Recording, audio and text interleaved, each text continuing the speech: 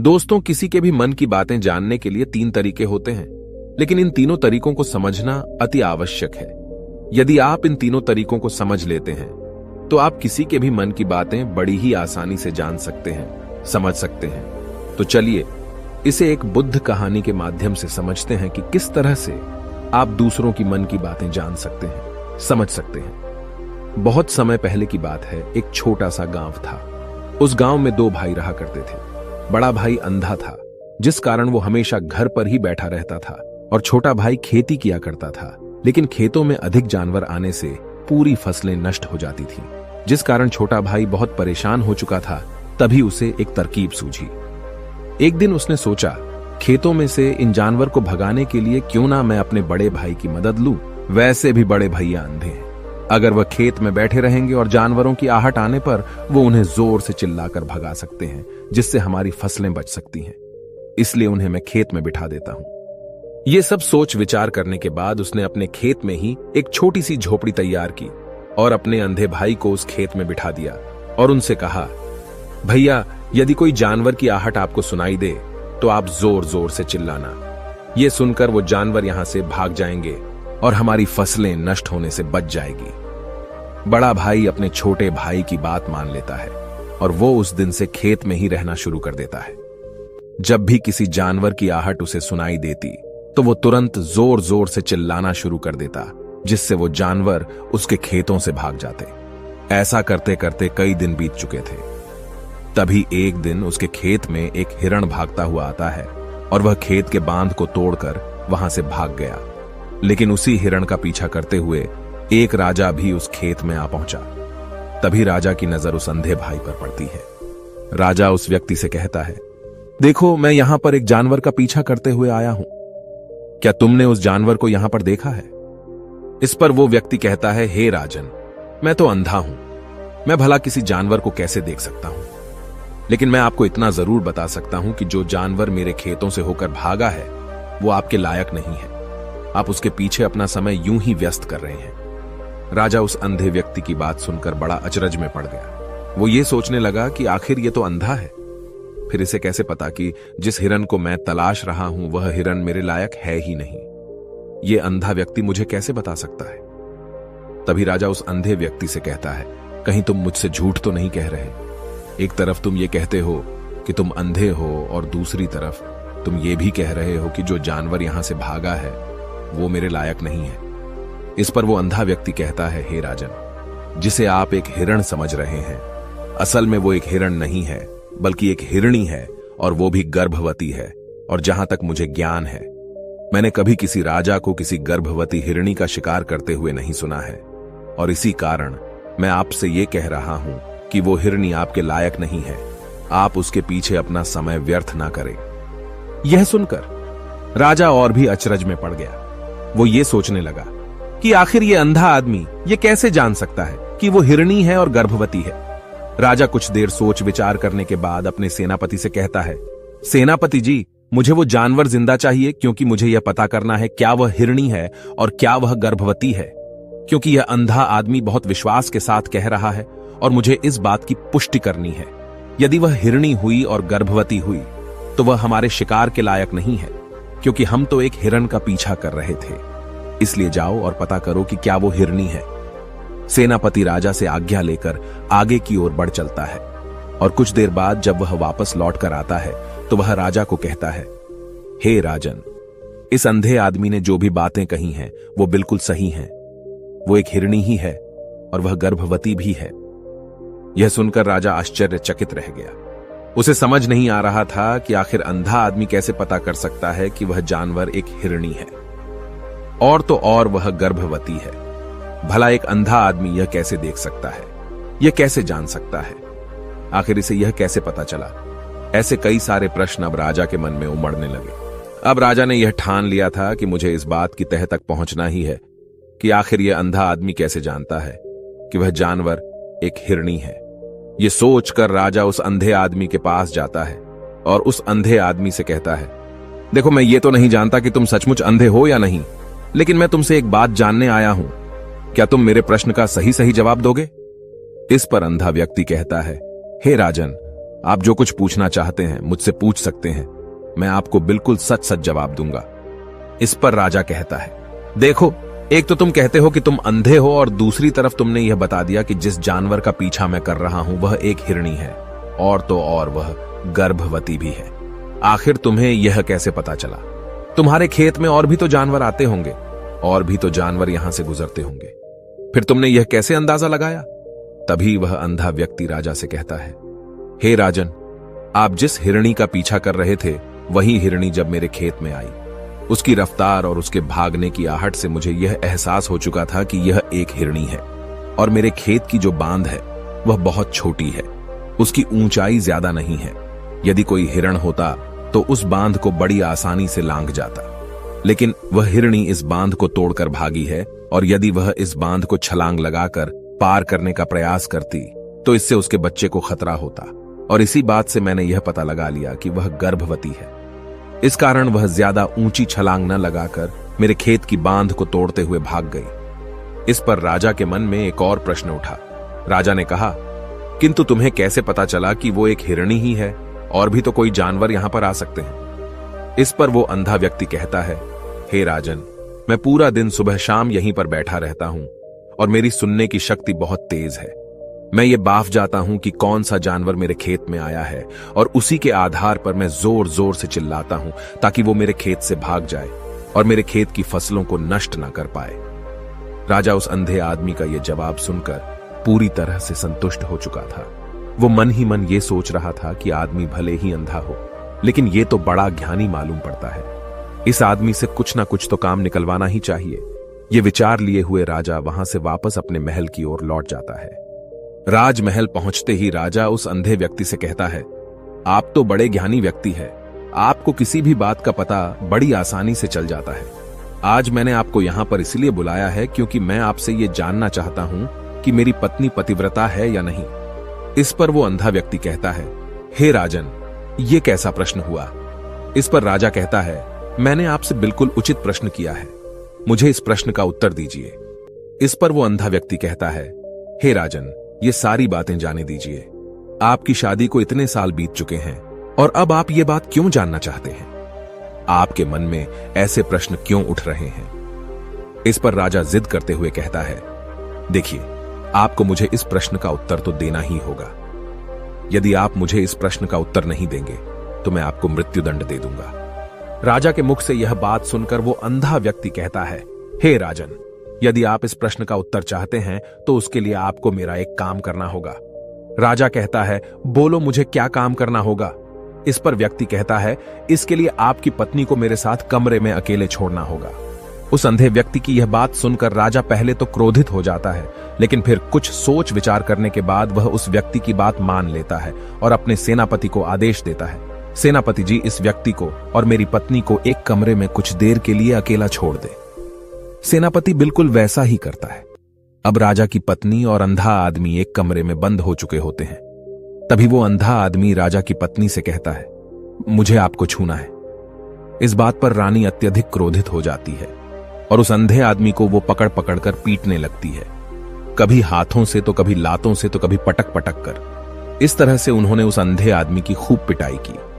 उसके बाद किसी तरह से वह अंधा आदमी अपनी जान बचाकर वहां से भाग निकलता है और वह राजा के पास पहुंचता है और वह राजा से कहता है, हे राजन, आपकी पत्नी पतिव्रता नहीं है। यह बात सुनकर राजा अत्यधिक क्रोधित हो उठता है और राजा अपनी तलवार निकालकर सीधा अपनी पत्नी की ओर जाता है और क्रोधित होकर वह अपनी रानी से कहता है, रानी जी, आज मैं जो भी सवाल आपसे करने वाला हूं उसका मुझे सच सच जवाब दीजिएगा, और यदि आपने एक शब्द भी झूठ कहा तो मैं आपका अभी के अभी सर धड़ से अलग कर दूंगा। तभी आगे वह राजा कहता है, मुझे बताइए, क्या आप पतिव्रता हैं या नहीं? इस पर रानी कहती है, हे राजन, आप भले ही मुझे जान से मरवा दीजिए, लेकिन मैं पतिव्रता नहीं हूं। राजा यह बात सुनकर बहुत खुश हुआ, क्योंकि उस अंधे आदमी ने जो भी कहा था वह बिल्कुल सच था। यह बात सुनकर तुरंत ही राजा उस आदमी के पास पहुंचता है और आकर उस अंधे आदमी से कहता है, तुम्हें कैसे पता चला कि मेरी पत्नी पतिव्रता नहीं है? इस पर वह अंधा आदमी कहता है, हे राजन, बड़ी सीधी सी बात है। मैंने तो आपकी पत्नी से बस इतना ही कहा था कि मुझे आपको छूना है, और इस बात पर वह इतना क्रोधित हो उठी कि उन्होंने गुस्से में आकर मुझे लात घूंसों से पीटना शुरू कर दिया। और भला कोई औरत किसी और मर्द को कैसे छू सकती है, लेकिन उन्होंने न आव देखा न ताव, बस लात घूंसे मुझ पर बरसाने शुरू कर दिए।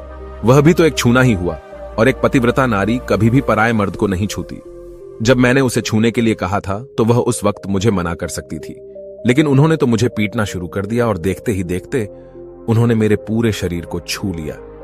अब आप ही बताइए, ऐसी स्त्री भला पतिव्रता कैसे हो सकती है? इस पर राजा कहता है, तुम तो बड़े ज्ञानी मालूम पड़ते हो। अच्छा ठीक है, चलो तुम मेरे एक प्रश्न का और जवाब दो। यदि तुमने मुझे इस प्रश्न का सही सही जवाब दे दिया तो मैं तुम्हें यहां से जाने दूंगा।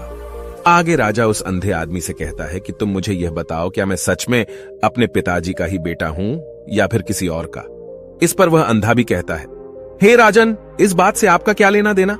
आप किसी की भी औलाद हो, आखिर आप हैं तो इस राज्य के राजा, इसलिए इस प्रश्न को जाने दीजिए।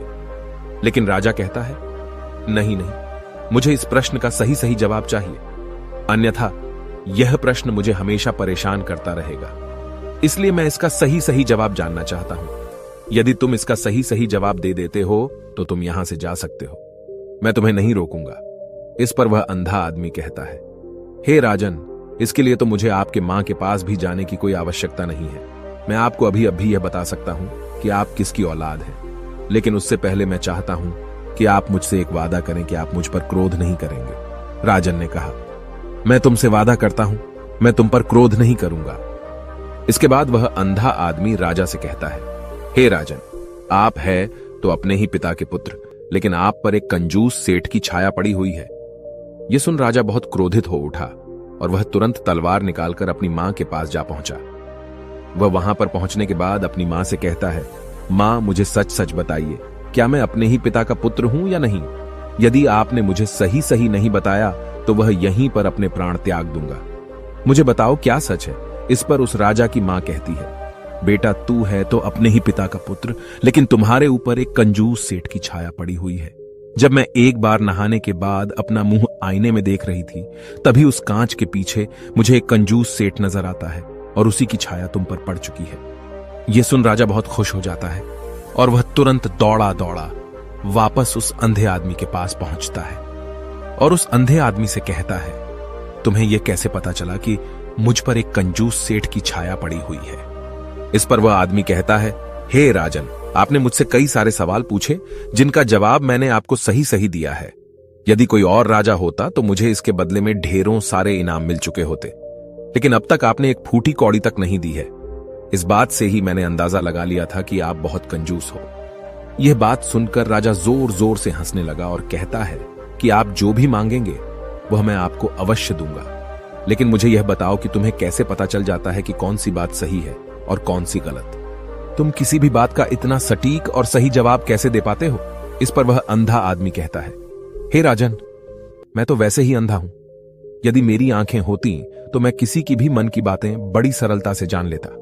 मन की एक भाषा होती है और यह भाषा मनुष्य के शरीर के व्यवहार के रूप में देखी जा सकती है। उसकी आंखों से, उसके होठों से, उसके काम करने के तरीके से, उसकी क्रियाओं से पता किया जा सकता है कि उसके मन में क्या चल रहा है। उसके आधार पर हम किसी के भी मन की बातें जान सकते हैं, लेकिन मैं तो अंधा हूं, मैं देख नहीं सकता, इसलिए मैं क्रियाओं से देखता हूं। यदि मुझे कोई बात जाननी हो तो अगले आदमी को कुछ काम देना पड़ता है, जिस पर वह व्यक्ति किस प्रकार काम करता है, किस तरीके से इस काम को करता है, उसके आधार पर ही मैं यह पता कर पाता हूं कि उसके मन में क्या चल रहा है। तभी वह राजा कहता है, तो क्या इसका अर्थ यह हुआ कि मैं भी किसी के मन की बातें जान सकता हूं?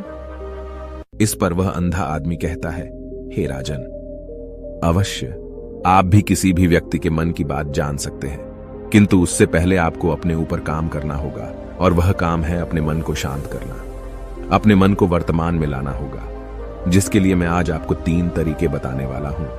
और ये तीनों ही तरीके बड़े ही आसान और सरल हैं, किंतु हे राजन, उससे पहले आपको एक काम करना होगा, अपने मन को एकाग्र करना होगा। जब हम अपने मन को एकाग्र करते हैं, अपने मन को वर्तमान में लाते हैं, तो हम दूसरे के मन की बात जान सकते हैं, क्योंकि वह आदमी अभी भी अपने मन में वर्तमान में ही सोच रहा है, और हमें भी मन को वर्तमान में ही लाना होगा, तभी हम उसके मन की बातें जान सकते हैं। यदि हम अतीत में हुई घटनाओं के बारे में सोच रहे हैं तो वह जो अगला आदमी वर्तमान में सोच रहा है, वर्तमान में अपने मन में बात कर रहा है, वह हम कैसे जान पाएंगे? क्योंकि हम तो अतीत की घटनाओं में डूबे हुए हैं। इसलिए किसी के भी मन की बात जानने के लिए सबसे पहले हमें हमारे मन को एकाग्र करना होगा, उसे वर्तमान में लाना होगा। आगे वह व्यक्ति राजा से कहता है, हे राजन, जो 3 तरीके मैं आपको बताने वाला हूं, इन 3 तरीकों से बड़ी आसानी से किसी के भी मन की बातें जान सकते हैं। उसके बाद वह अंधा आदमी राजा से कहता है, हे राजन, जो सबसे पहला तरीका है वह है आंखों पर ध्यान देना।